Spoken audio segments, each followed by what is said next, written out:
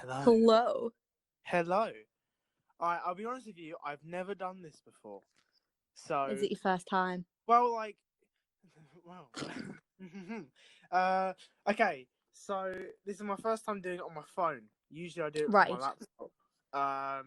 So this could sound wank, but we'll persevere. I think it'll be fun anyway. And be fun to kind of just try it out. So, okay. Okay, I don't know how to fucking start this. Jesus. I've done 4 of these. Okay. Whew. Do I make you nervous? Yeah. I am though. This is the first phone conversation we've had in about 3 years. Oh, wow, that's sad. Yeah, because I remember calling you a lot in the summer of year 12, and then just not not calling you at all afterwards. Oh, yeah. So Good times. this probably is the first time we've had a general catch up. Because So we voice message and stuff, but very rarely. yeah, and we text, but we don't really oh, I should phone Phoenix. That never really happens. No, I don't phone anybody, so No, neither do I. I don't it's weird, isn't it? Yeah, it's just easier to text people. I feel like calling someone is just a task, you know. It's just a bit too intimate. And It's a bit, ooh. I also, to be honest with you as well, and just say with the podcast especially, kind of asking people when they're available is a massive fucking thing.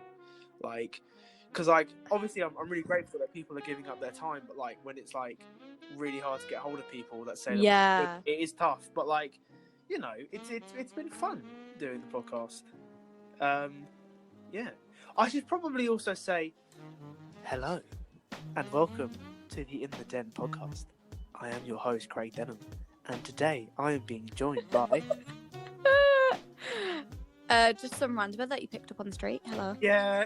I just saw her on the street. I thought I was a little fucking northern girl. I was like, I'll pick her up and I was shouting profanities at the police, and I thought it'd be a good one for In the Den. So I have fucking missed you.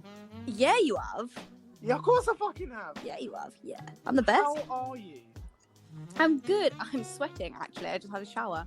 But I'm good. I don't really know what to tell you, to be honest. A lot has gone on. Yes. My body count via murder has gone up significantly since the last time I saw you. So that's nice. I'm running out of space underneath the patio, though, so I'm going to have to start doing some gardening to get that sorted. But besides that, I haven't gone up north in oh my God, when was the last time? Nearly a year. No way. Yeah, I think the last time I was there was in last August. Because I remember every single chance you got, you were up north. Yeah, well, different boyfriend, different times, Craig. Fair enough. Fair enough. Tragic. Okay, so would you like to explain how we met and how we know each other and stuff? I'm going to try and think of my first memory of you. I don't know if you remember, but I can't remember exactly the first time we met, unless it was when I was having lunch, I think, with Chloe and Drew, and you were there. And I think I remember always constantly making you really uncomfortable. And you forgot my name. You forgot my name. Oh, yeah, all right, be quiet. Yeah, I remember that. Okay, well, I don't. So, oh, well, that's not a surprise. So, I think we met, this is the thing, I think, with most of my friends that I met at Elstree, you just slip in, you know? You just appear all of a sudden. Slip in and hope for the best. No, you just appear all of a sudden, and all of a sudden you're a part of my life and we're best mates. I think that's kind of how it was. It might have been EPQ. I think it might have been EPQ. Maybe. Oh not. My God, I tried to block EPQ out my brain. Oh. Was it? Oh, we weren't in the same form, were we? No, we weren't. No, we weren't. No, we weren't. We weren't actually in any classes apart from EPQ. Were we not? Oh, no, we weren't. No, EPQ was literally just us. It was me, you, Chloe, Megan. I think that's it. Fun times. Yeah. So actually, oh my god, my EPQ, man, you brought that back. What did you even do your EPQ on? I did it on I think YouTube. I think and like Right. why YouTube was just a successful platform. And like I just remember being told it was a B, and it wasn't. It wasn't a B, and it was really funny because I asked a couple of months ago like, oh, can I have access to my Google Drive so I can get some drama stuff off it? So I Yeah. took back off it anyway because just in case. Yeah. And I went through my EPQ. I was like, there is no way that A, this is a B, and B, how the fuck did anyone convince me this is a B? You know? I It don't was, even know what was going on with EPQ. Like, I don't think yeah, anybody knew what was happening in that entire like year of doing APQ. Like, what on yeah. earth? And then like we finished it, and then all of a sudden it was just like, ah, Now what? no, but it was just like Miss Larue. I'm gonna dox her in on this. Miss Larue was just like, oh, I'm not a part of it anymore. It's all your guys' fault. Good luck. And then it was just like she just didn't speak to us ever again. I loved her though. She was an absolute weapon, Miss LaRue. I loved her. I didn't like her mainly because like it was just like a subject that I was being forced to do, and it was just like something I couldn't be bothered doing. You know. Wasn't So she the one that constantly kept trying to tell people to take like their jackets and hoodies off? yes, she would always be like, "Check us off. Come on, guys, check us off." And I was just like, "Go away." It's like I just imagine like Miss LaRue and HR like Cleo, take your jacket off, Cleo, Emma, Ricky, tails off, girls. Stop it. But like, yeah, I think that's the only thing that we ever. I mean, obviously, we hung out together, but like that was the only thing we did together at school. Like, really, which was, Tragic. which is, yeah, but like, No, but you know what I like? Do you know when we used to like meet up, like we'd meet on the stairs or something before lunch, or meet in the hall before lunch, and we'd get there before everybody else, and then we'd just tell each other all the shit that's gone on, like within the oh, last week, and then like just wait to see if anybody turned up before we started bitching about everybody. That was fun.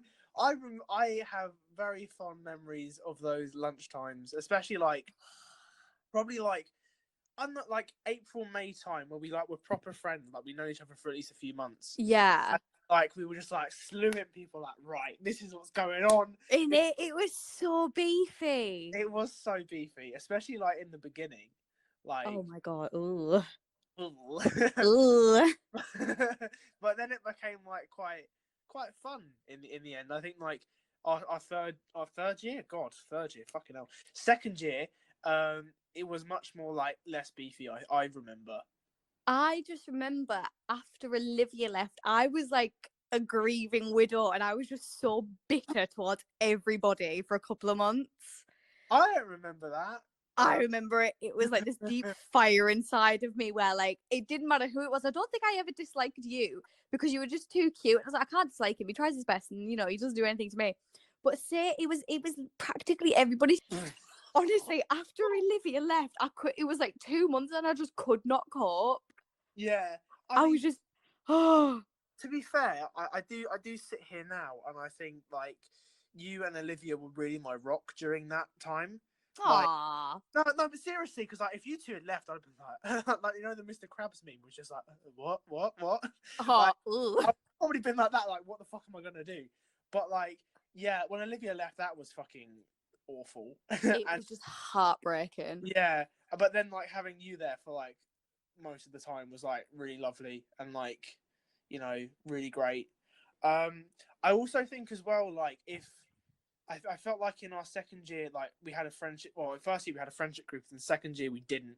And I feel like Yeah, if we had a definitely. friendship group, there would have been like if you were feeling like that, there would have been some massive fucking you know confrontation. Yeah. Yeah.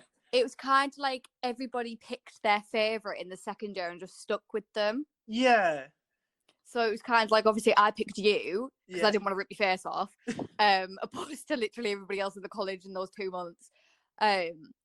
Yeah, it was really weird because everybody, do you remember like towards the end of like first year and everybody were all planning to do all this stuff together in second year and it got to second year and none of us wanted to know each other? Yeah. I remember. Do you remember that there was an idea for a bus? Yes, I was literally thinking of the bus. That was literally my thought process. So that fucking bus. the bus was like, what was it? It was like we were gonna buy a dub. We were all We were gonna buy like a big coach and like renovate it so we Yeah. could sleep in it. Like, do you know what? Now I've realised how much that I've matured at this point, because at that moment where you brought up the bus, the biggest concern wasn't like 6 or 7 horny teenagers staying in a coach. It was like, oh god, like the finances and that would be fucking ridiculous. But yeah, like the bus was a thing. Oh God. I think it was a trip around Europe. I don't like. I feel like a lot of second year is kind of a blur to me at this point. I don't. If I'm honest with you, I don't really remember sixth form from like February. Neither do I. Yeah, from like February until like maybe June of like that year, until I finished my film exam. I don't remember much about. I literally only remember my photography exam, which is because I don't know if I'm allowed to talk about this, but there was a certain teacher that was distracted by my breasticles. Oh yes, And told me I needed to sort that out. And I was like, no. Yes, I was not going to slap you with them, you pervert. Oh my God.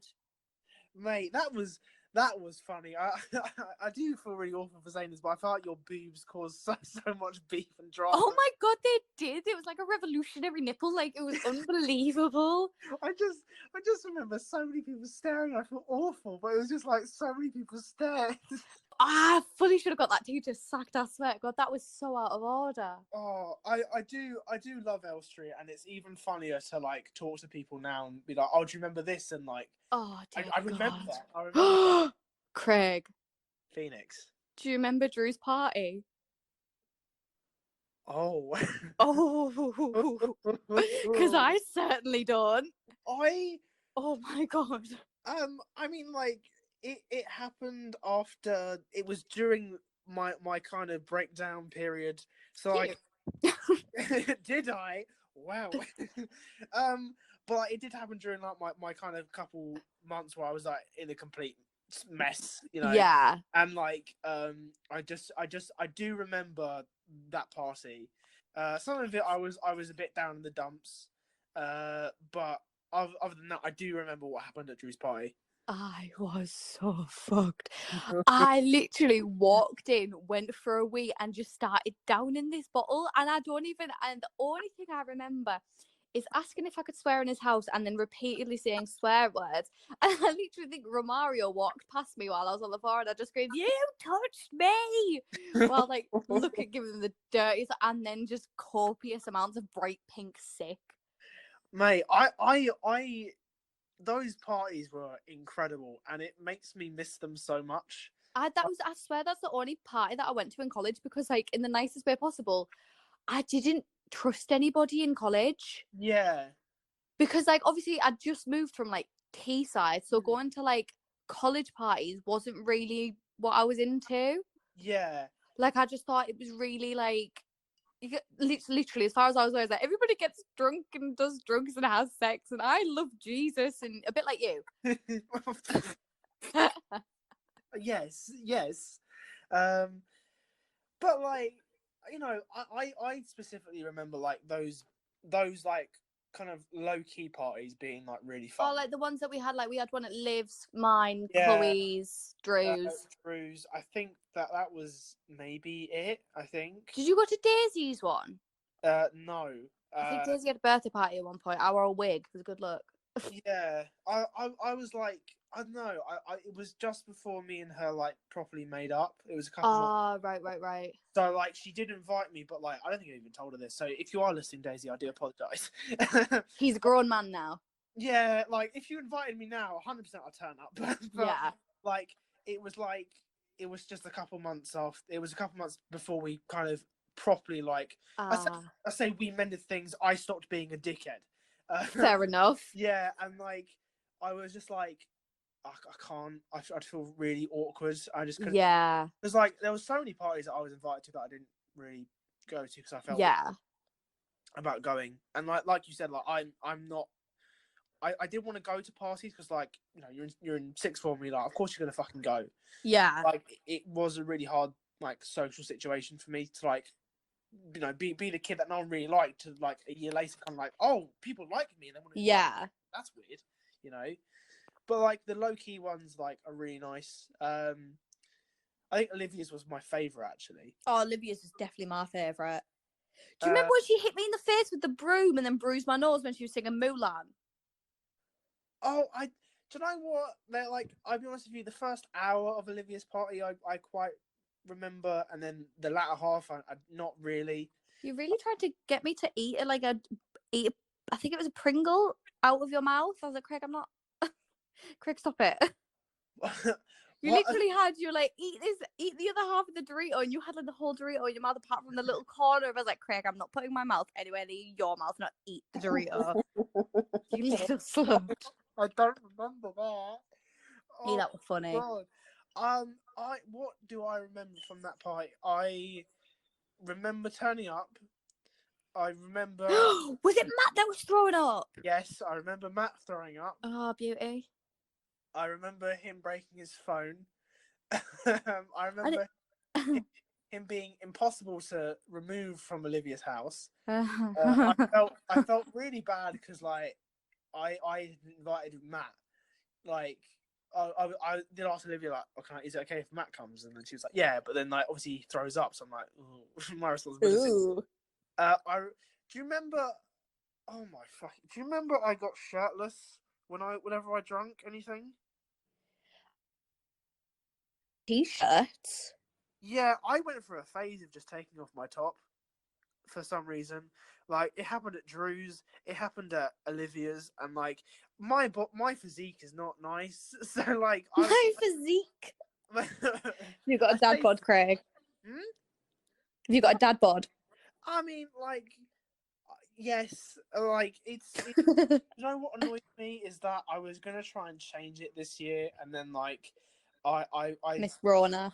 yeah, Miss Rona, and then like obviously my surgery before Rona was like fun. Oh yeah.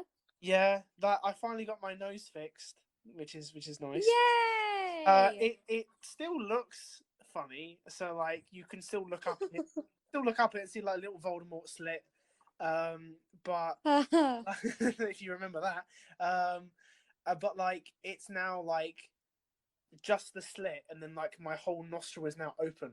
So like I remember a couple of weeks after taking my first breaths of fresh air in 10 years, and it's like, ooh, that hit different though. But yeah, that was. I was gonna try and get in relatively decent shape this year, and that just didn't happen because of. Yeah. But yeah, I'll probably try again. For like the next half of the year, probably when the gyms reopen. But that would be fun. I don't think the gym is ever something I would want to take part in. It sounds like a cult. Not interested. No, thank you, Mr. Man. Never again. I'll tell you honest with you, I don't like the gym. I find the gym really boring. So like Romario like is alien to me as how bless his soul. Like how he can like commit, because he's been going for at least like 5 years now. Like how he can commit to like going every day, and like. But the thing is, even when he doesn't go to the gym, he works out at home. Yeah, like that. Like, that's like I did like go running at the start of Corona because like I was still like officially training for like that. Oh, I can't believe I'm gonna fucking say this. Do you remember in year 13, me and Jamie said that we could beat? Yes. Yeah, that beef is still going. Oh, so, who's it with? Jamie. So Simon, yeah. So we were both like in year 13. Oh, I could beat you up in a boxing match, and he was like, oh, I could beat you up in a boxing match. So we said that we were going to do it, and then this boy has not fucking trained at all for this. Like, and like we're officially supposed to be fighting in July. That's not happening. But like, you know, it's just not happening. You know. I mean, do you know? Since college, I think the person who I've warmed to like so much more is Romario. It's like he'll just message me on Snapchat, and I'm like, "Oh, just come here and give me a cuddle. You're so cute." Yeah, I really like the messages. Like, I think he just sent one today at the movie. It's like, "Hey man, how you doing? Hope you're alright." And like that really is like uplifting, you know. And like he's just like so sweet and so precious. Like he'll just message me randomly about stuff. Yeah. Like he'll like comment on like my photography Instagram, and I'm like, it's so nice that he's like interacting with it, like, you know, because obviously no one does. Yeah. And I'm just like, you're so cute. He oh my god, my throat's going. Ooh. Getting emotional about Romario. Yeah, but like, yeah, he yes, he messaged me today and was like, you know, I'd want to come on the podcast if like that's all right. Right, I was like, yeah, that's fine. I'd love to have you on. He was just like, obviously, I don't want to like, you know, go on it if you think I'm boring or whatever. I don't have like anything to say. Like, Precious I was baby. like, I want you on the podcast. You're an interesting guy, and like, I'll be honest with you as well. Like, when I was leaving, and like, we all said our goodbyes. I was like, you know, I'd love to see Romario again, but like, a lot of times, like outside of school, I haven't like met up with him and stuff like that. So I don't know if it's gonna. Yeah. But then like he reached out to me in like September and was just like, "Yo, can we hang out?" And I was like, "Yeah, sure." And then in the January, we started going to the gym together. It was great. So like, you know, he really. I wouldn't say he surprised me, but like it was a really lovely kind of like, oh, he does still care. He does still like. Yeah. Because like most people didn't really want to do that. Yeah. It's been really lovely to like, you know, still have him in contact, you know, and like, you know, all of my immediate friends are like still really close, which is nice. Yeah. So like, yeah, it's been nice. But how's it been for you, like since you left? Like, do you keep in contact with lots of people or no? I had not heard from Sean since we left college until this month. Really? When he messaged me, like, he did not contact me whatsoever, and I didn't think to contact him because his social medias aren't particularly active. Yeah. So I thought, oh, maybe he just doesn't have it. And then he messaged me. I was like, shit. I was like, hello.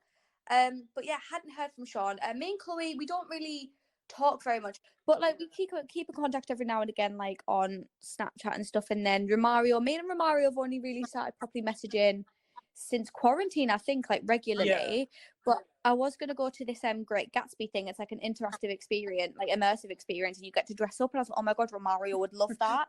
And I was gonna get tickets and we were gonna go, but obviously Miss Rona. Yeah. And then obviously you and obviously Olivia, like, I practically like live in her back pocket. So, Yeah. you know, but besides that, I don't think I keep in contact with anybody from college. I don't think so. Yeah. Like, I think going back to Sean, yeah. like, when we first left college, I was really like, I missed him because obviously like we were really close at school and like we did drama together, so like we were really good friends. And I didn't hear from him, and that was like, it's a bit, you know, sad. Yeah. But then I reached out to him in the April, and then he was like, "Oh yeah, like of course I'd love to meet up with you." So he met up for a drink, and we spoke for like 3 hours, and it was like, aww, it was the loveliest thing because like we just spoke to each other for 3 hours and talked about absolutely everything that we missed out on. Yeah. So like for me now, Sean, like it's okay that I don't message him, which is actually a really nice feeling because like sometimes I feel like I need to message people in order to like stay in contact with them. Sean is a person that I know I don't have to, if that makes sense. Yeah. Like, obviously if I talk to him, like of course I'll speak to him, and like of course like, you know, he's more than welcome, you know, anytime. Like, but it's nice to know that if I don't hear from him for like 6 months, it doesn't mean we're not friends. Yeah, I love it when people are like that. Who else have I spoken to? So I speak to Matt on a very regular occurrence. I think he's like, oh, that's good. Yeah, so like he obviously stayed at Elstree for another year. Did he? Yep. So I think I don't want to confirm that this is the story, but I think along the lines of they changed the maths course in the year 12, and he didn't do very well in his first year. I think that's how it went. Right. He decided that he was going to stay on and do maths because that's what he wanted to do at university. So right, okay. Basically repeat year 12 and then like do year 13 after. Oh. So like I think he has like 5-6 A levels at this point. Jesus Christ. Yeah, he's got like a shit ton of UCAS points. He did an EPQ as well. He built a trebuchet. Which, you know, he's a busy man. Yeah, busy man. And now he's at Lincoln University. So like he's done really well for himself. Yeah. Obviously, I kept in contact with him a lot because we were, you know, half an hour down the road. We went to the same gym. He kind of helped me through my like third spat of depression last year. That was fun. Love that. And then It looks good. and then he went off to Lincoln. I have seen him since, but like obviously Miss Rona's kind of fucked a lot of it. But like on Discord, like he's great. He's always there. You know, we will call each other maybe once a month. That's always nice to hear from him. Adam is Adam. You know. Yes, Adam is You Adam. know, You're it's right. like he's a bit like Sean, but like you know, I'll meet up. I will meet up with Adam maybe next year. But like he's kind of like I'll see him when I'll see him. You know. But like he's always fine. Like I always know, like you know, even I didn't see him for like 10 years, we'd meet up and be like, still like talking about like fucking memes and stuff like that. So, Adam's fine. Romario, as I said, I haven't seen him properly for about a year, but like we met up very early on in the beginning. Speak to him all the time. I speak to Olivia all the time. Speak to you all the time. Speak to Georgia all the time. Georgia, my baby. Yes, Do you know what? I actually forgot, right, that she went to Elstree because she was just like head and shoulders above the rest of us. Yeah. That like I just see her as like a part of my life and not someone that I met in college. Yeah. And like, does that make sense? Yeah, like I loved my episode of because I recorded with her about I think it was Friday I recorded with her. Yeah. And like it was just the most fun and just like the loveliest thing because like you know I don't think Georgia hears this enough, but she is such a lovely person. She is actually. Oh my god, I actually met up with Georgia. Did you? Oh my god, yeah. Like I said, I forget that she went to Elstree because she's just my baby.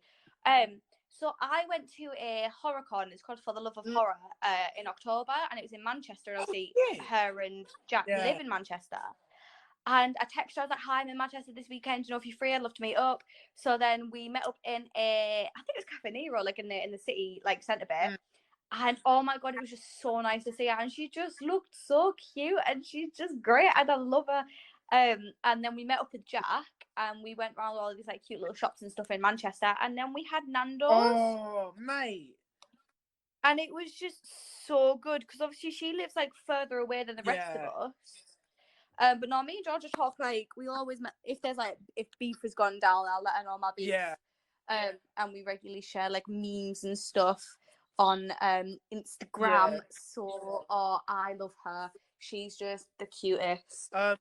I tell a lie. I have met up with. I say met up with Georgia. I have seen Georgia. Oh yeah. So I was working in St Albans towards the end of last year. And it was New Year's Eve, and right. because I work at a barbershop and like they were like, oh, can you go get the laundry please? I was like, yeah, sure. So I went up the high street, got the laundry, came back, and saw this girl on the high street that looked like Georgia. And I was like, but Georgia's in Manchester. And I was like, oh wait, but Georgia lived in St Albans, so what? Well, maybe she is down here. What I'll do is just continue to stare at her for like until like she looks at me, and if she looks at me as if I don't know who you are, I'll keep walking. If she doesn't know who I am, then it's gonna be fucking great. And then I did, and then like we just like our eyes met, our jaws dropped, and we were like, oh my fucking god. And then like everything went out the window, fuck the laundry, we fucking hugged each other and it was great. So, and it was so hard like to say goodbye because like obviously I was still working. But, like, I couldn't be like, oh, there's she was with her mate, but I'm sure her mate wouldn't mind. We were just like, oh, can we like have a coffee or whatever? Like, or come, I'll hang out with you for like another hour or so, whatever. But I had to go back to work, so it was a really tough goodbye. But like it was really nice because I think towards the end of last year I was feeling a bit down, but like, that was really uplifting. So yeah, I have seen Georgia since, and I did promise her that I will be up in Manchester as soon as I can. But yeah, it's been so lovely to hear from Georgia and like speak to her. Yeah. Oh my god, I love her. There's just no need. So like I think I met her. I've met up with Adam, Matt, Sean, Romario, and I think that's everybody. I think, unless I've missed someone. Mine is just a constant stream of Olivia. I'm going to Olivia's tomorrow. Actually, we're going to go feed the ducks. So you know, some cool kid shit. I was meeting up with my friends tomorrow, but I think the forecast is like thunder all day. Yeah. It depends. We were going to go for a picnic, and then I was just like, maybe not because it's raining, but then we might go. I don't know. It depends how the weather is tomorrow lunchtime. That's cute. But yeah, who have I not spoken to since? I've not spoken to most of my drama friends, which is like quite sad. I've spoken to Zion once. I think. Oh, don't even get me started on that boy. I adore that man. He is not only is he beautiful, but he's a beautiful man. You know what I mean? Like, I remember at prom, and I was proper buzzing. I kept asking Mara, I was like, "Is Zion coming?" She's like, "Yeah." I was like, "Is he coming? Is he coming?" And then, oh my god, I nearly wet myself when he walked in. oh man, he's a beautiful looking human, and like when you get to know him, he is the sweetest guy. And I know he's such a cutie. So I miss Zion. I speak to Andrew every now and again. Yeah, which is nice. Love that guy. Yeah, he's such a lovely guy, and like I'd say like he is 100% up there with like who I'd consider my closest friends. Yeah. Even though we don't really speak that much anymore. Like, if you're listening, Andrew, I miss you so much. And oh god. Yeah, he you know, I think I was a really awkward person towards like January time in like 2017 onwards, and then like for him like to not really care about that stuff and to still want to be like really big and like, so lovely of him. So yeah, he's a cutie. Again, I'm missing loads of people from drama class, but Lucy, Holly, love them to bits. I miss them so much. Who else do I not really speak to anymore? English, I still speak to, like, you know, Daisy and Georgia. Actually, Daisy not so much, but like, you know, I have spoken to her a couple of times. It's been anyone from the group? Chloe. I haven't spoken to Chloe since prom. Really? Yeah. Oh god, like it's been weird because I really miss her. You know. Yeah. Just like we were really close towards like mid year 13. Yeah. And then like we just sort of drifted apart, and like I think the hardest part was that neither of us really knew why. Oh, that's sad. So like we kind of went our separate ways, and then like I think at the moment, well, what it feels like for me, because I'm not going to speak for her, because like that's not fair. But like what it feels like to me is that it feels kind of not awkward, but like just hard to kind of like make the first message and be like, see where we stand. She could fucking hate me for all I know. Yeah. But like I do really miss her. I miss everyone, but like it's like especially people that I was close to, so like Chloe, Andrew, you know, like those people that I don't really speak to anymore. Like I just want to let them know that I still miss them. I still love them to bits. But yeah, I think that's like everyone from Elstree. I think. Do you know what was super cute? That picture that we've got of each other at prom. I love that picture, and I got that printed. It is it's such a cute picture. I love that picture. I love my suit in that picture. I'll be honest with you, but you're so rude. No, you looked beautiful that day. I'll be honest with you. You looked beautiful. Oh, stop it. I remember, like, didn't Romario turn up in a t-shirt? Oh my god! I do just remember, like, so many. Was it a pair of trainers or something? Not a t-shirt and a pair of trainers. He turned up in something that was. I feel so bad because like so many people have said that about Romario already on the podcast. But like all in good faith, and we all love him. But like sometimes I do sit there and think, what is this doing? So like he turned up in like, I think he turned up at Chloe's 18th in a velvet t-shirt. Why don't I remember Chloe's 18th? Was I there? I must have been there, surely. I think I got her a bunch of flowers. This is the thing. I don't remember you there. If that makes sense. I feel like I remember her having the 18th, but there's some sort of memory coming back to me that I couldn't make it. Maybe you're up north, maybe, because it was quite early on. Her birthday's like beginning. Oh yeah, isn't it? I might have Like the been. first week of term, so like it might have. But then again, I remember getting her like I think chocolate and a bunch of flowers. Yeah, like, I don't. But that might have been for her 17th. Yeah, because I think her 17th was more low key than her 18th. I mean, obviously, because like 18th's a big one, but like, yeah. Yeah, I don't remember her 18th. But yeah, he's a special one. Yeah, I do love him. But it's just, you'd think with all the 007 shit he's got going on. Yeah, like You'd Oh, yeah, now I think about it, because I do you remember on his Instagram he had the picture of Year 11 prom and he turned up in the tuxedo? Maybe he was just like, Yeah. oh, I want to just change up. I don't want to repeat it. You know, which is fair enough. But you know, like, Oh wait, wrong. I'll get that. yeah. Bless him. Trying to think of other things. Oh, what else happened? Because this is the problem that I've been having, is just like remembering stuff.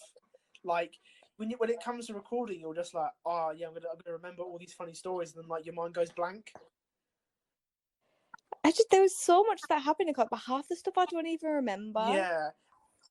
It was a fun time, you know. I think now that I've been through it, and like I'm in the real world now, where like it's all like boring and painful, and you know, it's just like I'd love to go back to like just sitting in like English with like a bunch of mates, you know.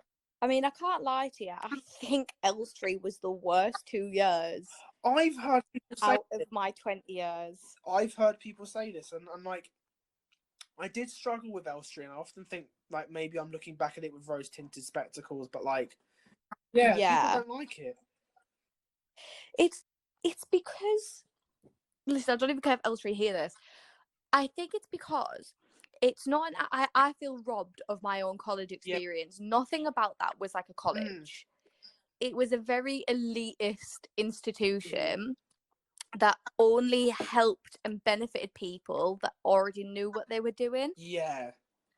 So in regards to me and Olivia, not to lick our asses, but I feel like me and Olivia had so much potential. We had so many ideas and we were so enthusiastic, but because no one took us on, you know, nobody encouraged us and nobody was like, or helped us or anything like that, we kind of just lost it. Yeah. I'll be honest with you, yeah. I'm not accusing anyone of anything, but like sometimes I do sit there and think that they pushed the students they wanted to push. Yes, exactly. There were some people that maybe were like, not preferential treatment, but okay, yeah, preferential treatment. Like there was like some people that maybe got more help than others along the way. Yeah, definitely. But like I do often feel like a lot, like I feel like my academics was robbed, because like I don't know how you did in your A levels, but like I did fucking appalling. I technically, I think, passed them all, not very well. Yeah, like I remember that me and Matt got the same grades in drama, which was an E. And then Miss Thomas was saying, "Oh, that is a pass," and I was just like, "Is it though?" Like, really? Yeah, because like I obviously still want to be an actor, and I still want to be in the arts industry. So what does it look like if I turn up to any, you know, organization or theatre, apply for and they just see an E? Like, that sucks. Well, this is the thing that I've learned. So I've always been a massive advocate, because I'm not a particularly academic person. So I've always been an advocate for like whatever it says on paper, it doesn't define who you are, and it's not a representative of how good you are at something. And I have been proven, my theory has been proven recently when I got this job. So I became part of an agency. I'm not going to name it, but I became part of an agency that puts you into families that need nannies for their children with special needs. So I sent out my CV, basically explained that I have no professional experience or professional qualifications, but my brother had severe autism. And I was like, so from a personal perspective, you know, this, that, and the other. And then I got a call from this family and I went through the whole interview process. And I told them, I was like, look, you know, I don't have any, you know, professional experience and, you know, qualifications. I have nothing to show for that. But, you know, I'm willing to try my best. And obviously I got the job. And it is a very, very good job. I am doing things I never thought I'd do. So I have to like draw up and administer several medications. The boy that I work with has seizures and things like that. So I have to deal with that. He's reasonably non-verbal and just just things like that. And I just never thought without qualifications I'd be able to do that. Yeah. So I've learned the hard way after leaving sixth form that my qualifications meant fuck all. Yeah, Yeah, basically. which does suck because like when you work for 2 years and like you know, and you do come out with really shit grades, and then you're like, it doesn't even matter anyway.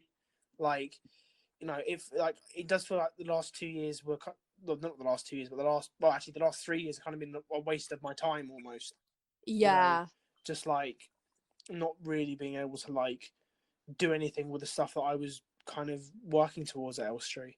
Yeah, exactly. Yeah, which is why I've done the apprenticeship, because I felt like I had absolutely nothing to offer an employer. Like, Yeah. what else am I supposed to do? You know, and like an apprenticeship is kind of a guaranteed job. So like, I was like, hey, I'm gonna take it. You know.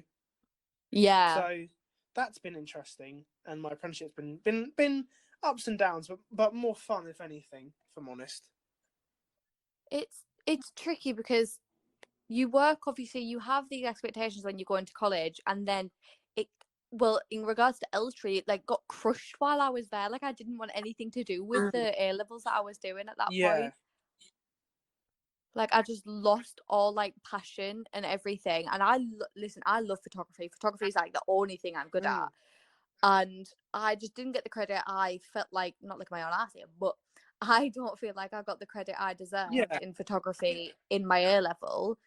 And I literally just stopped doing it for so long, and it was really sad. And I've just started to pick it back up again, and I'm having a great time. You know, that is so similar to myself. Yeah. I have often thought in life that not that I'm really shit at everything else, but like I really enjoy acting.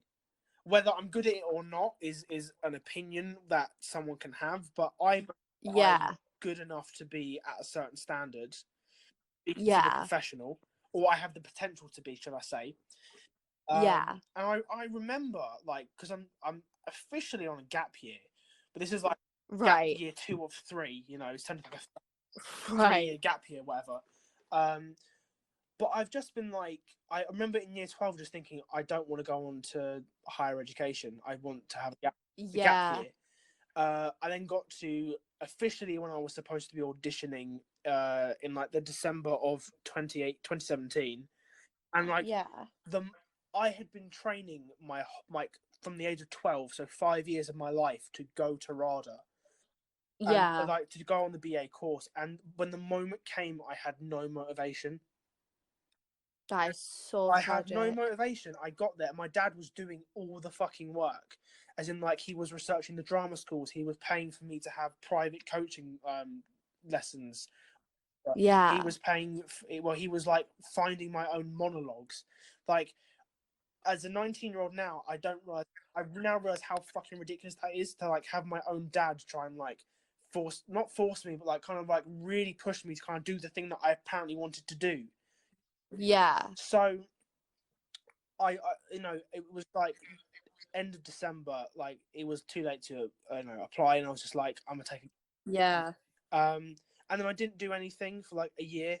Like I left Elstree, went to the BBC for like 3 months, and then and then did nothing for like 9 months. But then I worked with a mentor last year, so I don't think I've actually fully explained this to people, but like I went through a bit of a dip last year, and then I went to the Heart's Mind charity, and I'd highly recommend if anyone is in a rut, regardless of whether it's mental health or whether it is just like their job situation, I'd highly recommend going. And I worked with this mentor called Joe, and he said to me, right, what do you want to do? And I said, I want to find a job, but more importantly, I want to be an actor. And whenever I say I want to be an actor, usually people are like, oh, fucking hell, you go. Yeah, I get that. Yeah. But like, he helped me, and he said, at RADA there's a thing called the Youth Company, which is like a Saturday course for like, kids that want to go to drama school. He applied for it. I went to the audition in September. First time I did anything to do with drama. Since my last practical exam in April of 2018, so a year and a half, I had not done any drama, and I got in for some reason. Wow. So, like, I've been continuing with that since, but like, I think it just does go to show that Elstree kind of not sucks the motivation out of you, but like, it just I just got to a point where I was so fed up, because it just seemed like whatever you did, it wasn't getting you anywhere. Yeah, and like, I feel really conflicted as like, if I could go back, would I have gone to college and maybe have passed a diploma, had more time to myself, been able to have just gone to the college down the road, and actually maybe passed a drama diploma, or would I still gone to Elstree and met all the friends that I have now? And I still know my answer. I still would have gone to Elstree because I fucking loved it, but like from a practical point of view, like, it was a bit of a waste of time. Yeah, exactly. Like, I always said, like, if I hadn't have gone to Elstree, I essentially wouldn't have met Olivia, and if I hadn't met Olivia, I would be living back up north by this point. So yeah, it's a tricky one. Yeah, because like I also think as well, it's quite hard to kind of like look back and think, where did it all go wrong? But, yeah, basically. Yeah, but like, I still really appreciate what I did at Elstree and what I done. Yeah. Like, if anything, like, it was just a fun 2 years to fill the time. Because to be fair, out of everything, I did get to work on like Apples and Snakes and the Morbos and EastEnders and the Rudolph Walker Foundation. So there was like quite a lot of things that I did get to do at Elstree that I wouldn't have got to do anywhere else. I never did anything really extracurricular at Elstree, which sucks, because like I felt like a lot of the extracurricular stuff went to like especially for like performing arts, it went to like the people that did performing arts BTEC. Oh yeah. And like nothing really came to people that did drama A level, or like people that did drama A level and not performing arts, I should say, because like I never got like opportunities to do things. Like they said that they were gonna be in contact with a agent. That never fucking happened. There was never really opportunities to go work on things or anything, which kind of sucks.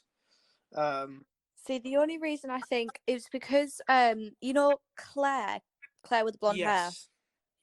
She had this program going on. I can't remember what it's called, and it's basically like, if you're interested in being like a runner and working on film sets and stuff like that, she was like, sign up and we'll get you to work on them. And that's obviously how I ended up like working on EastEnders and things like that. I think Claire really liked me. She was so lovely. She was nice. Yeah, I also think as well. Hasn't it changed its name now to like Elstree Studios Academy? Oh my god, yes, it has. And I think I don't want to like stir up any like stuff, or like say like spread fake. Yeah. But like, I feel like it's a lot. It might be a lot of bullshit of just like, we're not a UTC anymore. That's what it feels like to me. Like, it's not actually a UTC anymore, but they're kind of like, we're going to change it to be like more kind of like our heritage, and like, we're going to be like more in line with our studios. I think it's just like, we're just not a UTC anymore, guys. Sorry. Yeah, because it's like, because obviously we have to like wear the uniforms and things like that. It's like, it's a more professional environment, whatever. And it's like, but I'm pretty sure, as far as I'm aware, they have no affiliation with Elstree Studios. Yeah, but like, I think they just say they do, or like they're like built down the road or whatever. So like, kind of makes sense. But oftentimes I think when I look back at Elstree, I kind of think like we were at the. I think for me, I was at the right school at the wrong time. Yeah, I think if I was like year 9, Mm, I would have been fine. yeah. Well, like I just think like obviously I'm so happy I met all of you guys, of course. But Awesome. like from a practical point of view, it's now beginning to get off its get up its feet. Really Yeah. kind of getting the right grades and the right kind of percentages of like part like that. Yeah. So like, and it's now recognised as a good Ofsted school, and I'm not going to take that away from them. We were Yeah. kind of guinea pigs in that almost of trying to know what works, what doesn't work. Yeah. So like, I think as well, like when they say like, I mean, this is just personal experience. I don't know about anyone else, but when they say they work with like, oh, we've managed to get people to work with like the BBC or like they've Yeah. gone to work with all these wonderful companies. They don't specify if that's permanent or not. Because you could argue that I went to work with the BBC, but I was making Oh, well, you can say that about me as but well. I was making coffee for 3 months, and then I got not kicked out, but they just didn't renew my contract. But else you got what they wanted. They were like, oh, we can say that one of our students went to work for the BBC, and that's true, but that's not the story. Yeah. Did you get that phone call not so long after we'd left from Mr. Mitchell? I didn't. I got a phone call from him randomly, and he was like, "Hi, we're just doing a checkup on like some of our students to see like how their life has gone after Elstree. What are you up to? What have you been doing?" I was like, "This is really weird." Yeah, I got a phone call from Miss Thomas in the week between my last exam and my prom, and that Right. was about the BBC. Uh, Oh yeah, so she yeah. got me the job, and obviously I love her for that because I got paid. That was. Yeah. But like I got not much really afterwards. I mean, like Miss Thomas, I will say this now. Miss Thomas has helped me out most post Elstree. I message Yeah. her like about whatever, and she's there. Like it can be like a year, 6 months. I haven't spoken to her. Hi, Craig. How are you? I will give you all the help that I can. It's great. Like I Yeah. felt That's sweet. Elstree most of the time was just like, oh, you're done here now. Off you go. We haven't qualified Yeah. everything, but fuck off. Although in a way, I really think that Elstree like helped me realize what I don't want. Yeah. Because after I left Elstree, I worked in the bakery up until like full time, Mm, up until end of April last year. mm. And I was like, everybody was probably shitting on me for it because they were like, well, why do you want to do that? I was like, no, no, no, listen. Because I saved about 2.5 grand. And then I went traveling, didn't I? Like completely by myself. Yeah.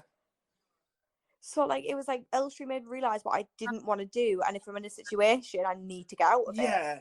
Because Elstree was just great. It was just great. And I didn't want to be there. And I just knew I was like, I need to escape. Like, I've often thought I didn't get that experience until I left the NHS. oh yeah, Yeah, so that's an iffy story. Um, I remember yeah, that. yeah, I think I told you quite a lot. You did. Yes. So, but for those who don't know, because I obviously don't mind it, it's been over a year now. I don't mind explaining what happened. Uh, Mm. so BBC didn't renew my contract. Fair enough. I then decided. Well, then I actually was at boxing, and someone was like, "Oh, I know you're between jobs at the moment. I'd love to help. I work for the NHS. If you want a job there, let me know." I was like, "Why not?"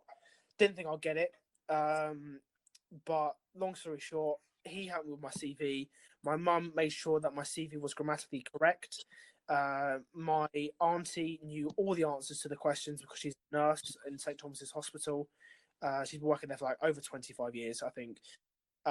So I got the job, but I felt like it wasn't off my own back.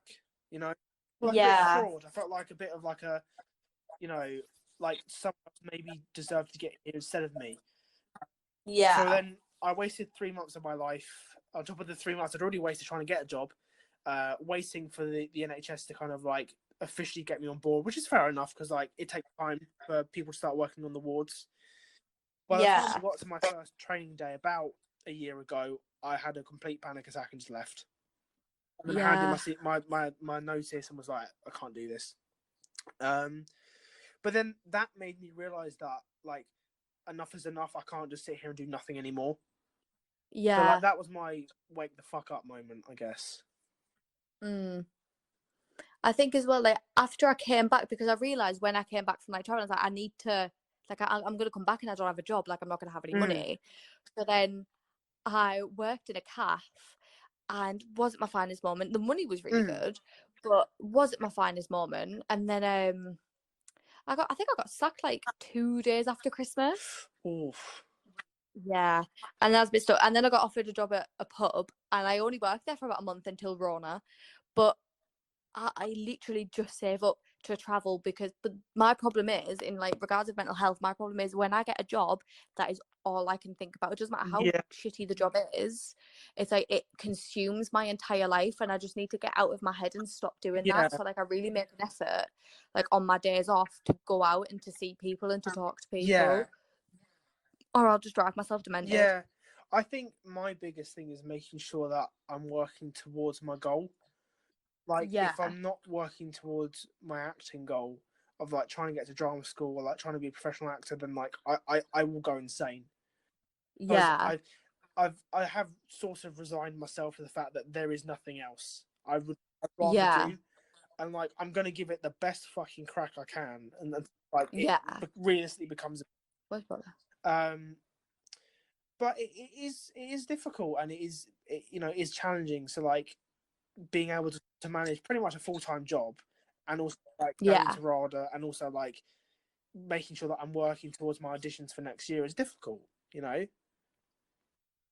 Well, I realised that when I'd left Elstree and while I was still working at the bakery, I was like, I don't know what I want to do. And it was probably bothering me because I was like, I have no aim, I have no goal to reach apart from the fact I want to travel for the rest of my bloody life. And then like dawned on me, I genuinely really want to be a counsellor. I've always wanted to do it, but I just never thought I was smart enough. Turns out I am. But I was thinking, I was like, I don't want to do the course now and become a counsellor because at 20, I don't feel like I have enough life experience to be a counsellor and to like, what's the word? To do good by the people I'd be counselling, because I haven't got enough life experience to start giving them advice. So to do it justice, I wouldn't have enough life experience to do it justice, is what I was trying to say. Yeah. Well, if you do qualify to be a counsellor, I'm going to be the first one to line up and pay you thousands, because I've got. Well, but I hope.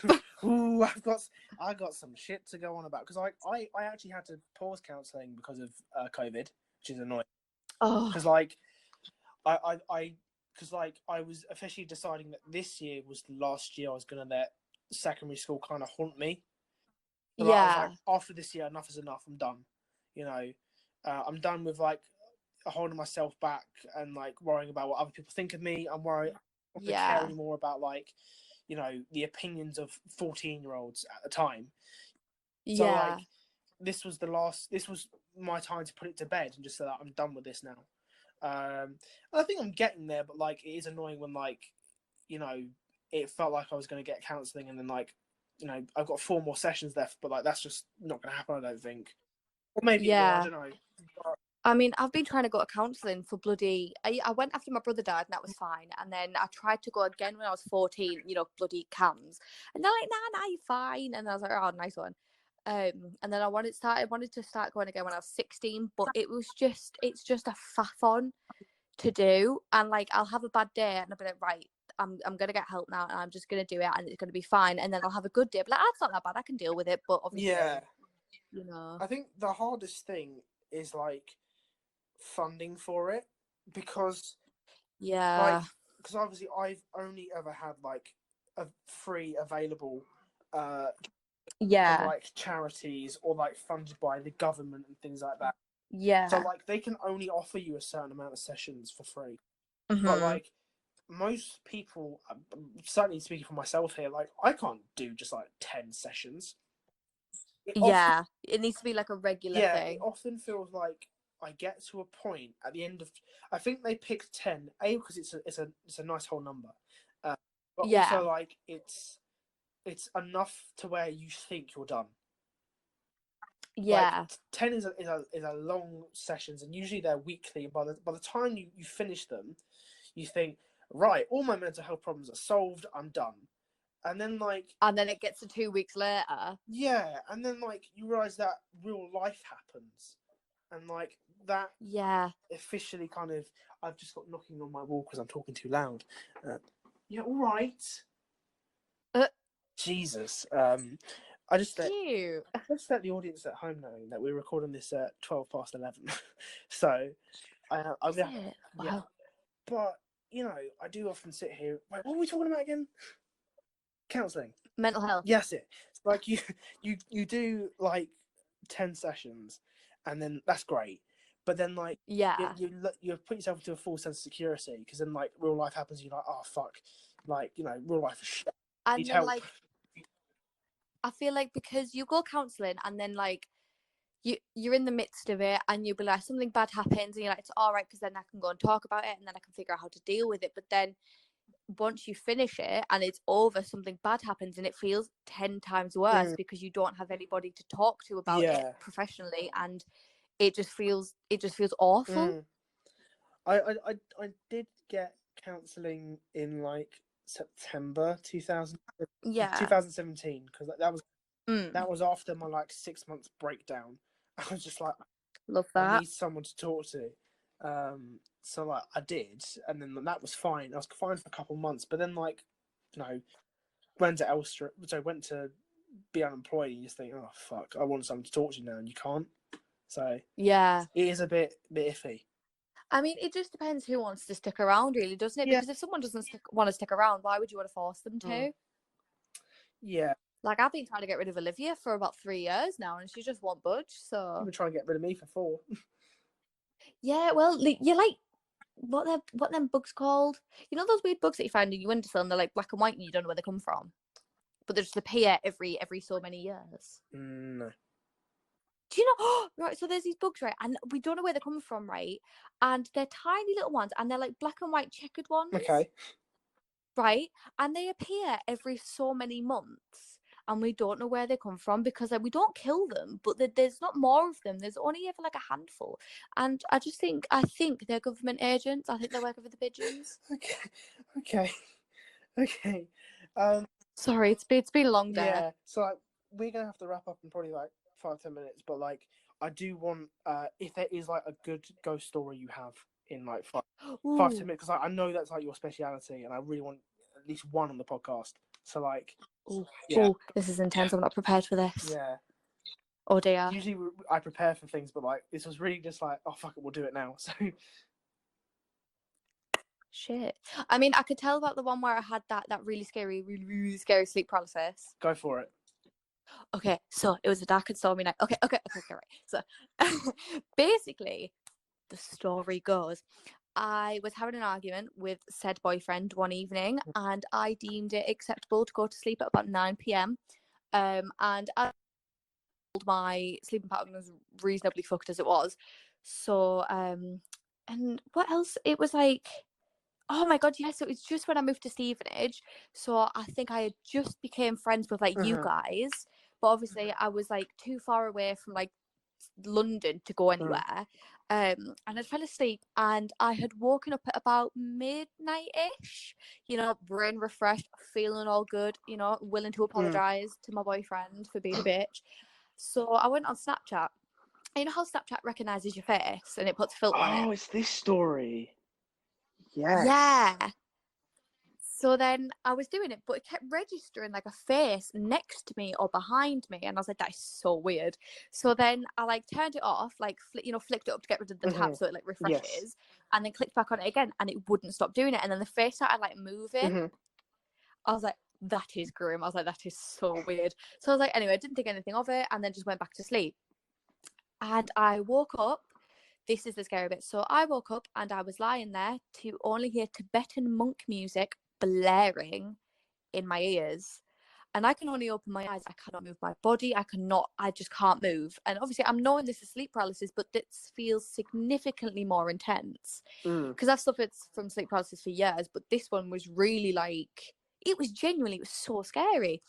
And I was lying there and there was this man that stood at the end of my bed, a shadow person obviously, and he crawled like really, really slowly and then straddled my stomach, and I literally felt my stomach cave in from when he sat on me. I was like, right. I was like, that's fine. And it was like, you know, the kind of pain that you get when you're hungry? Yeah. It was like that pain when he sat on me. I was like, "Ugh." And then he like bent down to like my ear and just started like singing in my ear. But it was like this like really deep growl. Ooh. And I was like, that's not all right. So this went on for God knows how long. And I kept trying out. So I was drifting in and out of sleep by that point, and I kept running towards my door, opening my door, and then getting flung back onto my bed. And this kept happening. And I remember waking up again, but during paralysis, and looking to the side of my bed and seeing something crouched down with red eyes growling at me. And I know it sounds ridiculous, but you know, it is what it is. And then I woke up and the sun hadn't came up yet. So I was texting everybody. I was like, I have just seen something. Something has just happened to me. And it was almost like the shadow person had like faded and kind of just went behind my TV where my drawers Yeah. were. And I was like, grim. And, you know, I told my mum about it, and I couldn't sleep in my room for months after that, especially not at night. So I'd have to sleep during the day.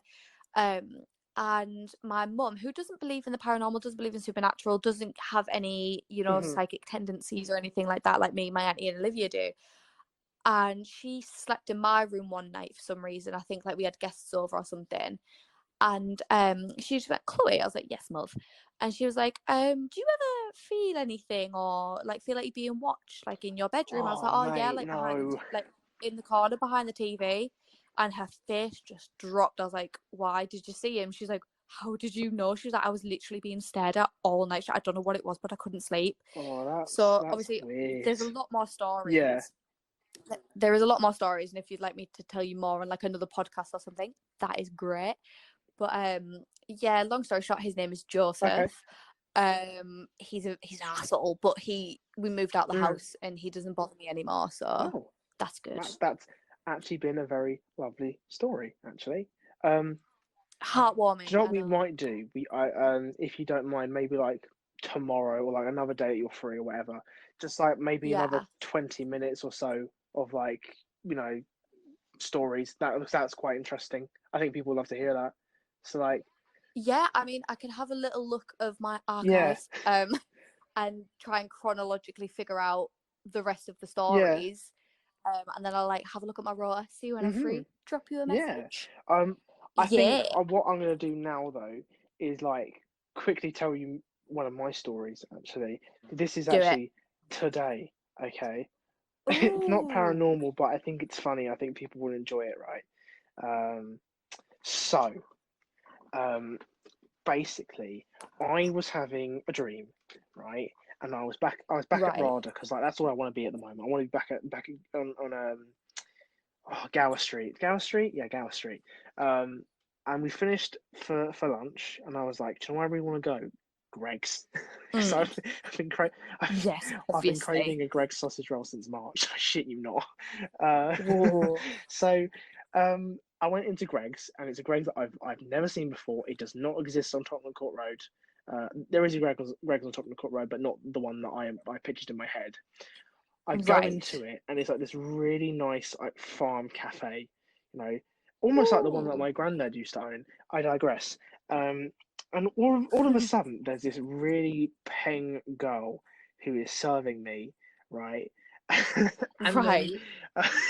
and then, like I just asked for a baguette and a sausage roll because I'm a fat fuck, and and she's just like, oh, that'll be like £10, and like I'm an apprentice. That's a lot of money for Greg's.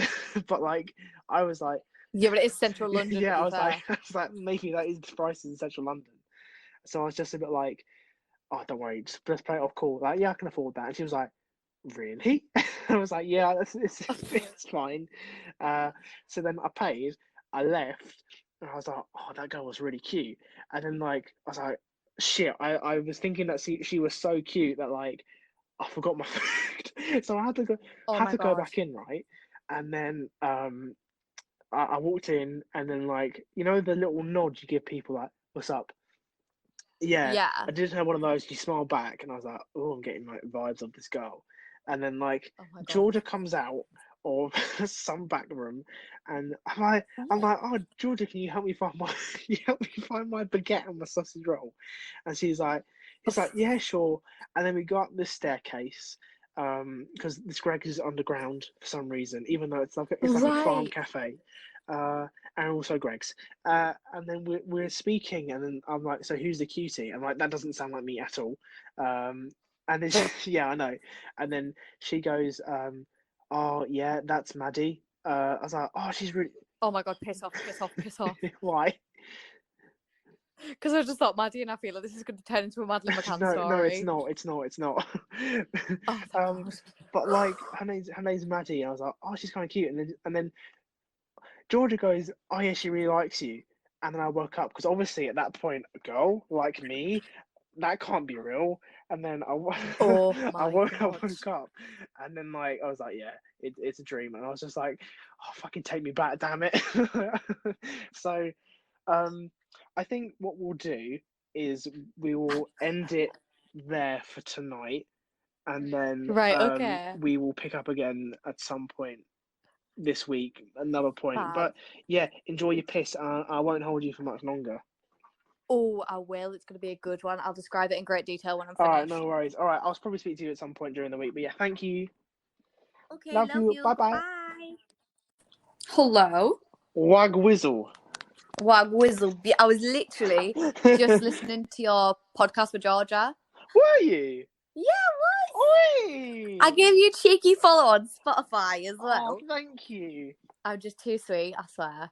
Oh, it's weird that this is the only part of a podcast that's going to be recorded after they've started coming out.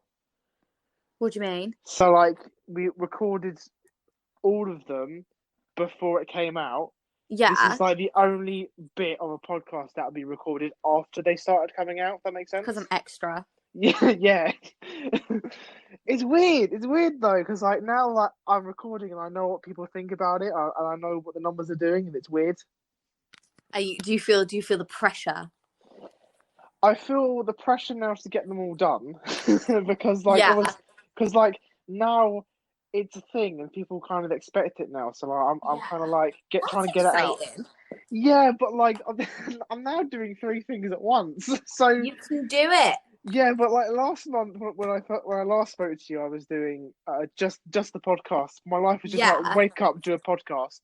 But now it's like edit podcast episodes, do like the Radio Youth Company, and also go to work.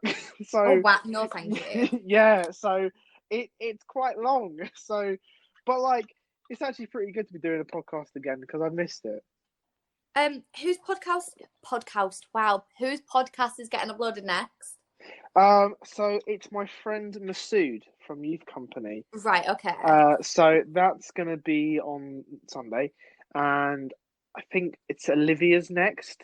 I can't wait. That one. Yeah, that was the one that we had to re-record. Oh, she's such a sauce. She's such a spicy bitch. I don't know what actually. Do I? I have the recording. So like, Can you send it to me first? yeah. Oh no. There's 2 podcasts, right? Yeah. One is going out, and that's confirmed, and that one's all good. There's another one that can't go out. I want it. I want you to send it immediately. I will send it to you. I will have to put it through Audacity first to get the audio through, but I will send it to you 100% because because there's one there's like the second episode which is a lot more tame. We don't speak about like tea. The first one is just tea. It's great. Ouch. Yeah. So welcome back. Thanks. This is the God. It's been at least 2 weeks since I've been in my podcast mode. So like I'm kind of rusty again. You're panicking. Are you sweating? I'm sweating. That's definitely not because you're in the room. You're not in the room. Oh, When I say that, but I'm speaking to you. Of course, I'm sweating. Yeah, it happens to the best of us. Don't worry about it. Yeah. So how you been? How you been? Stressed. Absolutely stressed. Work has been very stressful. So I'm trying to sort that out. Yep. Oh, I did my course in ASD, so I did an autism course. So I'm just waiting to get my certificate. So I'm qualified now. Nice. Which is exciting. I met up with an old flame, if you will. Oh, damn. just to even the ground, make everything okay again. Yeah. So that went really well. Went to visit my dad. Nice. Which is, subsequently how I ended up meeting the old pal. But But yeah, dad's fine. Obviously there was drama because there's always drama.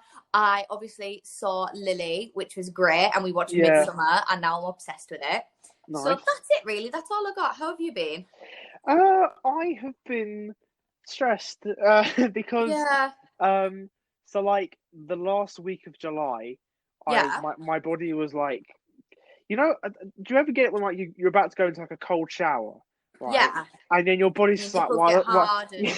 Yeah, but you're like, why the fuck am I doing this? Why the fuck am I doing this? I don't want to do it. And then you go in, and then the first 10 seconds feel like shit, but you're fine afterwards. Yeah. That's what the last week of July was like for me about going back to work. It was just, Jesus. yeah, it was just like keeping myself under control and knowing that like it's gonna be fine. It's just I'm getting ready for it, if that makes sense. So yeah, I mean I've done nothing but work since the 4th of July. I have not had time to like edit anything. I've not had time to, do anything for myself really. But yeah, it's nice now to kind of have a couple of days. Well, I say a couple of days. I'm back tomorrow. So I have a day where I can just like do everything that I've been missing out on. So yeah. So obviously finishing this podcast, speaking to you. Had my RADA call today, which was interesting. Fun. It's going well. It's going good. Yeah. Okay. Oh jeez. What jeez? Oh jeez. Oh, speaking of jeez, I went back to mass. Oh my god. I went to mass for the first time in like 4 months. It was weird. Was it? Yeah, because what was it? Because like there was no one there, so like but it's shut up. It's like it's great because like you actually get like a row to yourself. It's great. You and Father Thomas. Wow! I've known you for 4 years now, and these still father jokes don't get old for you, do they? No, they don't. They're funny. In fairness, I've warmed to them a lot more since. Have you now? Yeah. No, but like since like leaving like Catholic school and like the common thing is just like people just make fun of Catholics. Like I'm just like, yeah, okay, fine. Like, I don't really care anymore. Listen, I did the whole Catholic thing too. You're not the only Bible basher on this plane. Fair enough. You're not alone.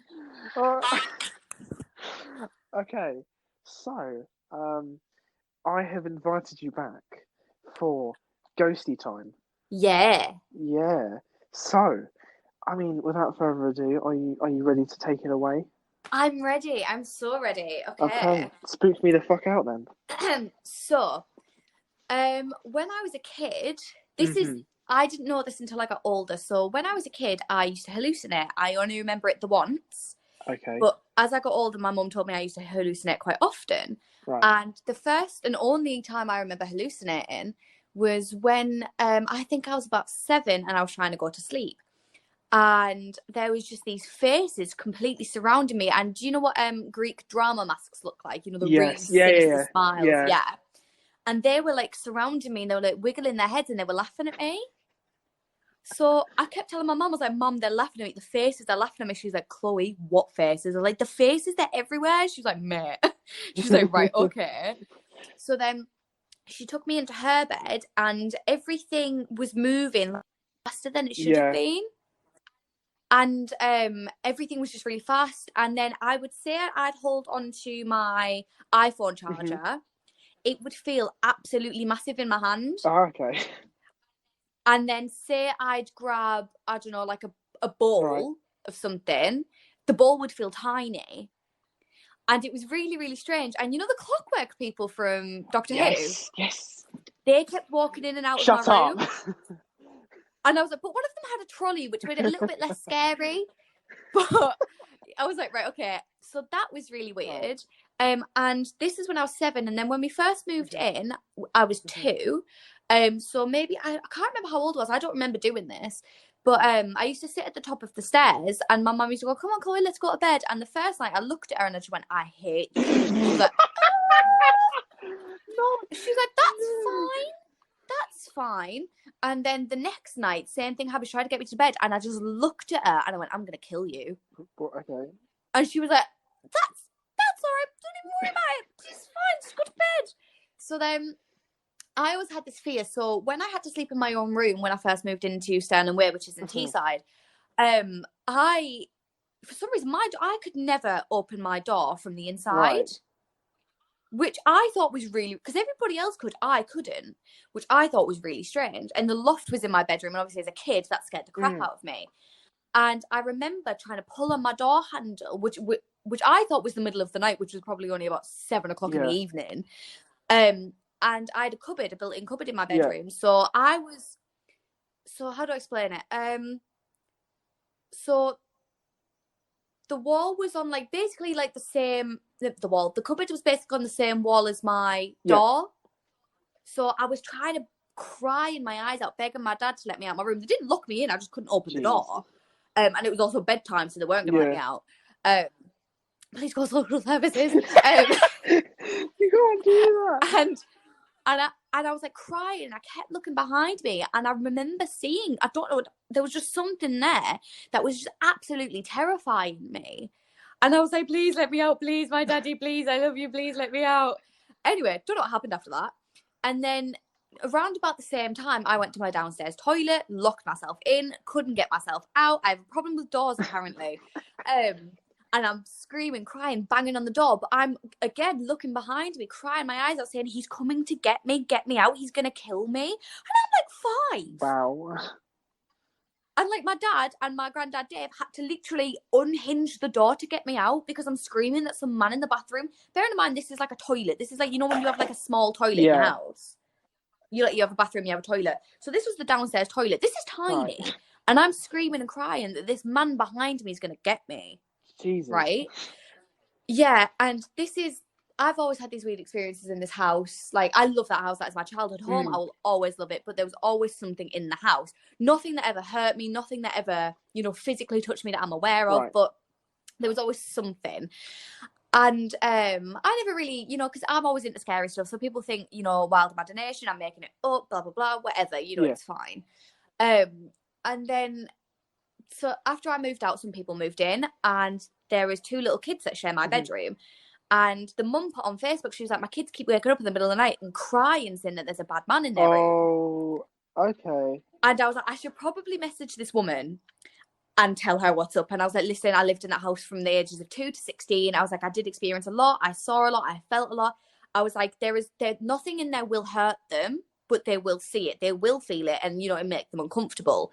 She was like, "Right, okay." And I was like, "But there's nothing to be worried about." I was like, because they basically thought they found a voodoo doll in the house. They didn't. It was a Halloween decoration. Okay.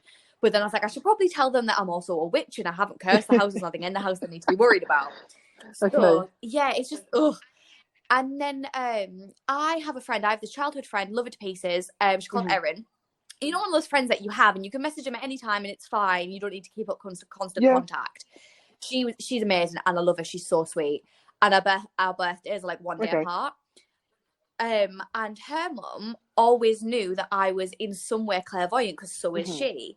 So I messaged her. I was like, "Listen," I was like, "I'm starting to see shit. I'm losing my mind," because it got really bad at one point when I think I was about 17 or 18. Yeah. And I was like, because I think I was in just a really bad place anyway, because I'd just moved, and then I started living at my nan's, and everything was just all over the place. So I was very vulnerable, emotionally and spiritually. And I said, "Look, I'm starting to see these things. I can't sleep. Please help me." And she was like, "Do you remember that man in your bedroom?" I was like, "Oh my God, how did you know about the man in my bedroom?" Okay. That's weird. She was like, "Yeah," she's like, "He wouldn't hurt you, but he was there." And she's like, "You knew he was there." I was like, "Oh my God." When someone justifies something for you and validates it and it freaks you out. Yep. It was like that. I was like, behave yourself. So that was that situation about my old house. So that was, that was fine. And then let me just drink out of my Halloween spider cup. Give me a moment. Thank you. Because you can't get any spookier than this. So I was living at my nan's, and I went to dog sit for my auntie just for the evening. And this is when I started being like more susceptible to the paranormal and things like that. It sounds like a lot of crap, and if you don't believe it, you don't believe it. You know, it's whatever. I'm not going to cry about it anymore. And then I was at my auntie's, and my auntie lives opposite a hospital mortuary. And my auntie is also, she doesn't really like to talk about it, but she's also very clairvoyant. And she's had experiences completely different to mine, if not absolutely more terrifying. But I mean, it's not my place to tell people, so unfortunately I can't. But scary. And I was just minding my own business in her flat. And so I was sat in the living room, and then from the living room you can just turn into like a tiny little open hallway which is literally like a step between like the living room and her bedroom. And then her bedroom windows opposite the mortuary. So I was just minding my own business, and the dogs were the dogs were asleep in her room, and the door was open, and I was like, yeah, minding my own business. And I genuinely, hand on heart, actually saw a woman walking past the door, and then past the door again, and then past the door again. Okay, that's weird. And I was looking at it, but it didn't scare me. So I assumed she wasn't malevolent or evil or whatever. I think she was just wandering about for the crack.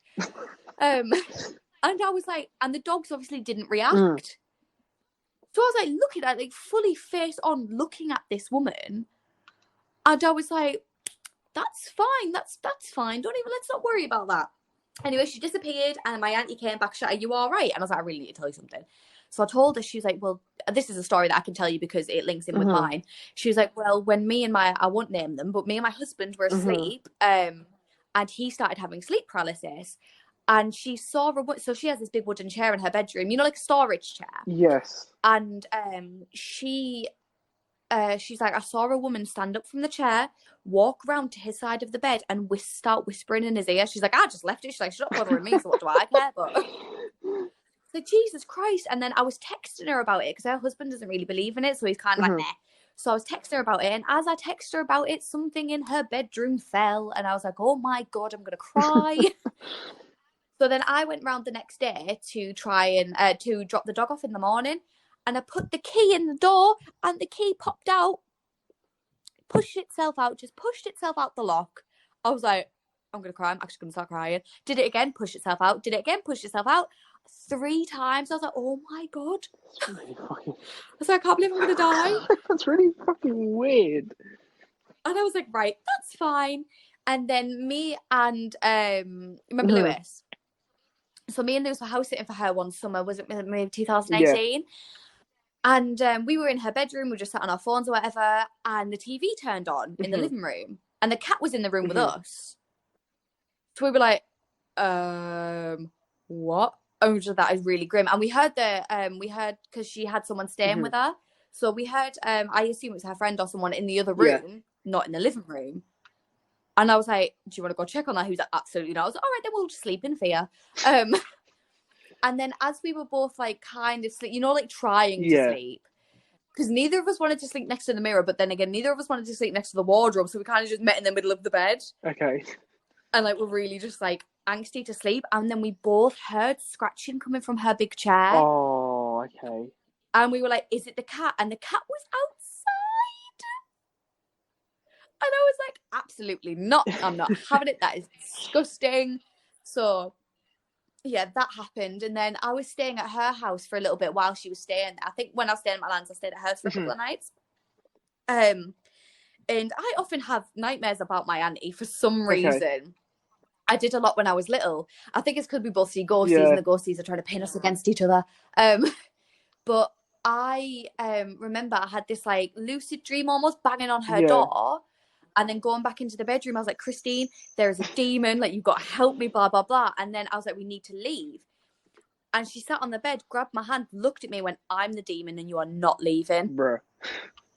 I woke up and I was like, I'm not, I can't. I was like, if she goes to the toilet, I'm darting out of here. I was like, I'm not. This is not something I want to do. God. So there's that. I have a lot. I just don't, I can't believe that you have all these things. You know what I mean? Like, loads. I think it's because, like, I pay so much attention to it because I genuinely do try and find a logical explanation for a lot of these stories, because I'm like, I don't want to scare myself. Yeah, that's fair. But then a lot of the time you can't, and then it's like, well, demons. Oh well. So that's the house in Sterling Way. Then that was my auntie's house, and now this is happened at my nan's. So I don't really know anything about my nana's life. I've never asked. She never tells me. So it's just like, if she tells me, she tells me. If she doesn't, she doesn't. I'm not gonna pry. All we need to know is that she's a bad bitch. Okay. Shout out to my nana, love you to pieces. So I don't actually know anything about her family, and I had a dream that I saw this. He was a man, so it was actually me and Olivia in the dream, and she said, "We're gonna go into this house and we're gonna see some ghosts." I was like, "Cool, let's go." And this man appeared in front of me, and he was in a military uniform. His lips had gone blue, and his face was like veiny. He was bald. Sounds like my dad. And his eyes were cloudy. And his eyes were cloudy as if he'd gone blind. Okay.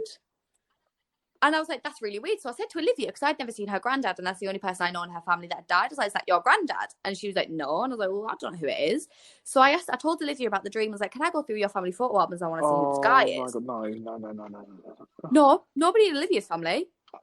I was like, that's really strange. So I was like, right, whatever. And then I felt like there was always something following me, like something on my back, like lurching sort of, like I was really uncomfortable.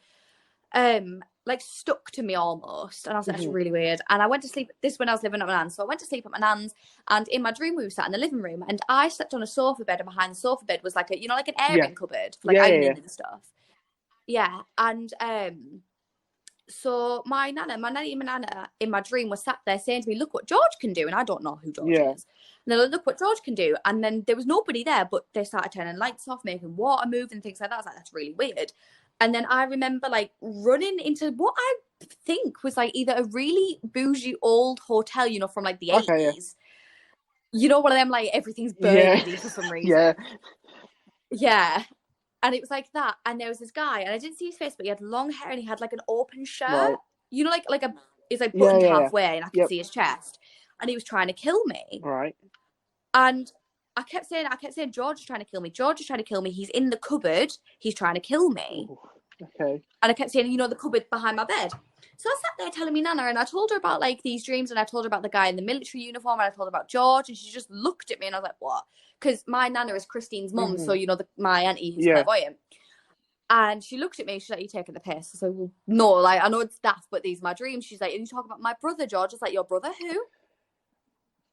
She's like, I have a brother called George. And I was like, you are shitting me. Hell, no, I was like, I didn't even know you had siblings. Like, I had no idea you had any brothers or sisters. So she's like, I have 2 brothers. I was like, all right, okay. And then I was like, I told her about the military dream. And then she was like, was it a Navy uniform? I was like, I just saw a military uniform. She's like, because my other brother was in the Navy and died of a brain aneurysm and went blind before he died. Off. No. I was like, I looked at her, I was like, you have to be kidding me. Like, you actually have to be joking. I was like, I assume like George is dead as well. She's like, I don't know. I haven't been in contact with him for a while. And I was like, that is absolutely mortifying. Like, that proper messed me up. And I was like, right, that's fine. Weird. And she started going through another cupboard to find a letter from George, and she couldn't find it. She couldn't find any pictures of him. I was like, please check the cupboard behind the sofa, because that's what I had the dream about. Lo and behold, that's where it all was. Oh, fucking hell. That's weird. And I was like, this needs to stop. This is far too much. That's fucking weird. Oh, but it's not all me. Oh, no. So we're going to go back to me dad's flat. This is probably the scariest place. So, you know Lily, the light of my life. Yeah, so we basically were in each other's pockets, and my dad lived in a flat which was at the, was it top or bottom end? Top end of Thornaby, and actually half of his flats were going into Thornaby Woods. Right. So a really nice area. It was whatever. And everything was fine until I hated being in that flat. I could not walk past my own bedroom to go to the toilet. I'd actually stand in the hallway and stare at a corner of my bedroom to let whatever was in there know that I acknowledged it. And it was awful, and it was just so grim. And Dad had loads of weird experiences there. Like, so when you have those things at the bottom of your doors, like the little fabric things, and it makes a shh sound when you open your door. If you have carpet. So his door randomly opened, and someone was going, Keith, by the door. Okay. And he was like, well, Chloe isn't home. Nobody's here. So who is that? And my Uncle Bry, I think he went to go reach for something in the kitchen, but it was like somebody's hand was already there. Oh, okay. Right. And I was like, that's fine. And then there was always this really weird smell in the kitchen. And we thought maybe it was because we were right near the woods. We were like, maybe there's like a dead animal or something. So we got it all checked out, got everything cleared, and it was nothing. So we always had this weird smell in the kitchen. And I often had nightmares and sleep paralysis and everything in this flat, and it was just absolutely horrific. And one time, so the wind used to whistle quite often, you know, through the trees, proper nightmare fuel. And it was fine because it was at the other end of the flat, not the end that my bedroom was on, until the whistling continued down the hallway to my door. And I was like, and I just sat there. I was like, nope. And I don't know whether I was awake or I had sleep paralysis, but then I felt something sit on my bed. And I was like, that's fine. And I have a feeling that it was an older gentleman. I don't know. But there was this one that sounds really cliche and it sounds really ridiculous, but I got dragged out my bed. Not like dramatically like paranormal activity, but it happened. So basically, the end of my bed was almost meeting my wall, but I had like a washing basket there. And I literally, sleeping soundly, no nightmares, no sleep paralysis, and literally my foot just got pulled into the washing basket. And I had a mirror right opposite my bed, and I was like, I'm not looking in there, first of all. And I literally just got back into bed and just didn't acknowledge it happened. Jesus. I was like, absolutely not. It's not happening. So things started to get really weird if that wasn't weird enough. Lily stayed over one evening. And obviously, you know, I don't really have a relationship with my granddad. I don't know anything about his life. I just don't know him. Lol. Same. And I remember it happening, but I don't know what I was talking about because I remember being that tired and falling asleep instantly. And the last thing I remember Lily talking to me about was, you know, the Paramore Hotel. If you know, I think it's a haunted hotel that I think My Chemical Romance stayed in one time to write an album, and it's haunted or whatever. Not a clue. And apparently I started talking about my granddad who was in the war and that he died and all these things were happening to him. And Lily's like, Chloe. And I'm like, yeah. She's like, what are you talking about? I was like, nothing. I was asleep. She was like, no. And I don't sleep talk. And she was like, no, you weren't. I was like, Lily, I was literally just, I was asleep. And I just can't stay in that flat by myself. He doesn't live there anymore. He hasn't for years. But I remember when we literally just decided to move out and move in with his girlfriend in like a matter of 15 minutes. Because we were like, the flat is cold. We have no food in. Like, we just have to leave. And I remember packing my stuff, sitting in my room, and the energy of the room just went. Like, it was dead. Jesus. But like, and I remember sitting there, and it was the middle of the day, and my room just went completely dark. And I'm sat there like, whoa. And it was like, I literally thought to myself, it's not going to let me leave. And I was like, I have to, and I still actually, because I have several Ouija boards that I will not use. But I have one on my altar, and I actually still have my dad's flat key. With me, because I feel like if I get rid of it, something bad's gonna happen. Ooh, okay, that makes sense. That makes sense. Yeah, so I've still got it, and I still have nightmares about it. And I think there was a little girl who lived there who died because basically around Thornaby, you know how in London we have plague pits? Yes. Yeah. So in Teesside, I think it was cholera. So we have this huge field called the Harold Wilson Field. And it used to be an airfield for the war and things like that. But then obviously centuries before that, it was like plague pits, cholera pits, typhus, typhoid, things like that. So I think there was a girl who must have been buried there or something who just did not like me, didn't want me there. But I think she really liked my dad. And I was like, fair enough, do you know what? You really want him? Just leave me out of it. And yeah, I used to have nightmares about it all the time. And then only to discover that I actually knew the woman that used to live there. So Dad was chatting to her. I think they met up in the pub one time. He's like, oh, my daughter, you know, she finds it really difficult to stay at my flat. And then she was like, oh, what bedroom is it? And he's like, oh, the bedroom like furthest away, like at the other end of the flat. And she was like, oh, that used to be my little boy's room. He used to sit on the floor, look up into the corner and speak to something. Fucking hell. I was like, oh my God, I just want to die. It's like I actually just want to be deceased. That's a mood right there. And I think the last there's one little story that I'll tell you about me and there's like two little stories about me and Olivia that I can remember. Is that one time me and Olivia did like a really, really half-assed seance in her dining room one time. We didn't do it properly. It was just really weird, but we both thought we heard whispering. Okay. And we both kind of looked at each other literally at the same time, and we were like, can you hear that? And we were like, that's grim. So like, we're out, like we're leaving. So we're like, right, we're gonna, because we used to get like late night buses to like wherever. And so we're like, right, we're gonna do that. And we left, and her mum texted us saying, like, why haven't you guys left yet? She's like, we left about 25 minutes ago. She went, no, you haven't. I've just heard you laughing in the dining room.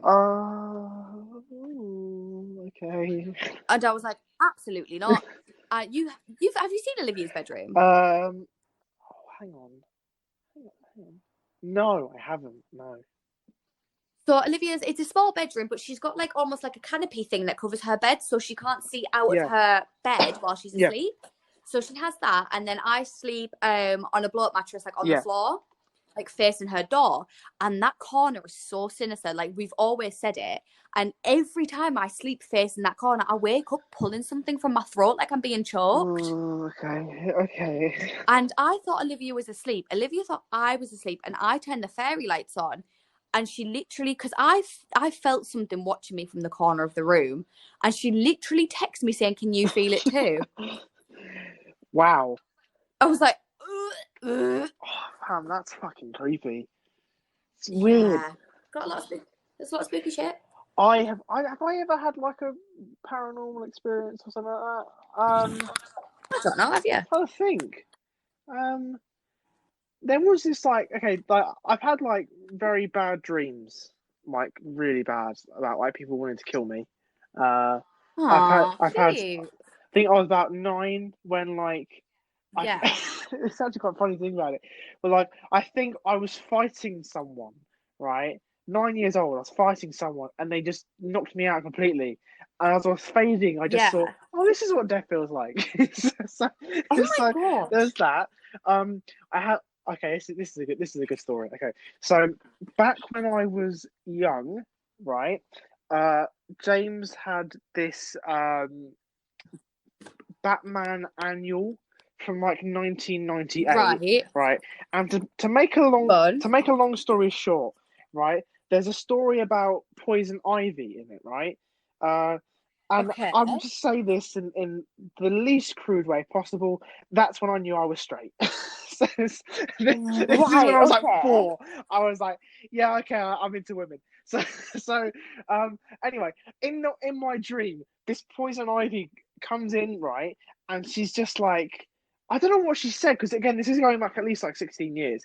But she like flips some sort of switch, and she turns my brother into a serial killer who wants to come after me.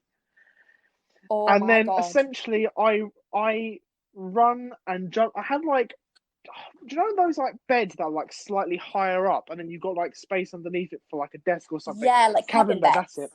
I essentially like hid behind my cabin bed, and then my brother came into my room, saw me, and then ran up towards me, and my dream just ends. So yeah, like that's a fun little story. That's fun for you. That was a little bit personal as well, going back to my sexual awakening at 4 years old. I mean, there was this one which I haven't really had anything like spoopy happen in a while, because I think I'm ever so slightly more mentally adjusted. And there's pentagrams literally everywhere in my room, so nothing can get in here. Because it will die and I will have to kill it. But I hadn't known my current boyfriend, Alan, hi, love you, for very long. And we literally just got together, and I didn't know anything about his nan, and his nan has passed away. I think she passed away maybe 2015, 2016. Right. And they have a picture of her in their living room, and I was looking at it, and I was like, and a blue circle went around her face. And I was like, that's strange. You know, like fully, like a literal blue circle. Yeah. Just around, circled her face. And I was like, okay. So then I said to Alan, I was like, Alan, what's your nan's favourite colour? He was like, oh, blue. I was like, piss off.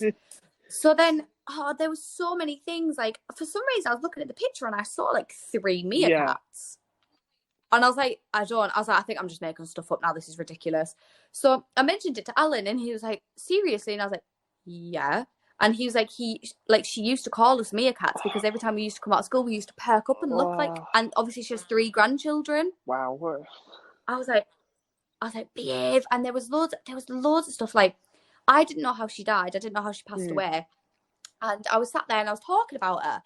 And like, I think it was my right side went really like hot. Right. And I was like, and I said that to him, and I was like, is that anything to do with your nan? And he was like, yeah, she actually, like, she had a stroke. I was like, what is happening right now? This is weird. It's weird. And there's quite a few other bits, but they're a bit personal, so I'm not going to broadcast them. But there was Alan smokes, right? So he literally, as we were talking about, he lit a fag, and in the back of my head, literally something jolted at the back of my head and went, stop smoking. I was like, oh, and I said it to Alan. I was like, I feel like I need to tell you to stop smoking. And he went, well, I did actually promise my nan that I'd never smoke. I was like, stop it. And obviously, if you're going to start saying this shit to someone, they're going to be skeptical, aren't they? You know what I mean? Which is understandable. I had to say to him, like, look, I'm not lying. I promise, like, this happened. Like, it's literally you're watching it happen. And he was like, right, what we're going to do is we're going to put her least favourite song on the TV and see if anything happens. I was like, yeah, that's fine. Like, nothing's going to happen, let's be honest. Okay.